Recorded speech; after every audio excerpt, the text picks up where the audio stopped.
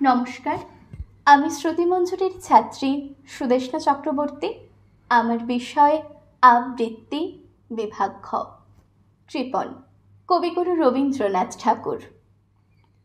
আমি ভিক্ষা করে ফিরতেছিলেম গ্রামের পথে পথে, তুমি তখন চলেছিলে তোমার স্বর্ণরথে।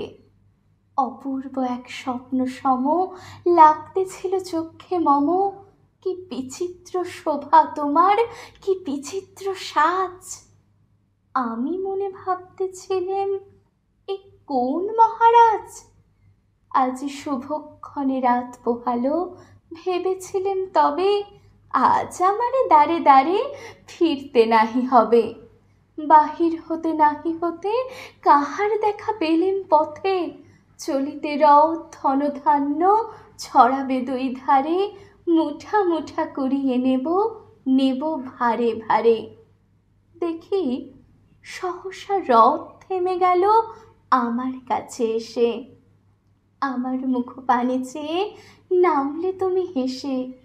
দেখে মুখের প্রসন্নতা জড়িয়ে গেল সকল ব্যথা। হেনকালে কিসের লাগি তুমি অকস্মাৎ আমায় কিছু দাও গো বলে বাড়িয়ে দিলে হাত। মরি, এ কি কথা রাজাধিরাজ, আমায় দাও গো কিছু! শুনে ক্ষণকালের তরে রইনু মাথা নিচু।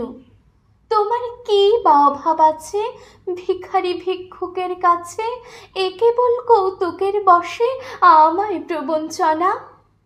ঝুলি হতে দিলেম তুলে একটি ছোট কণা, যবে পাত্রখানি ঘরে এনে উজাড় করি, এ কি ভিক্ষা মাঝে একটি ছোট সোনার কণা দেখি।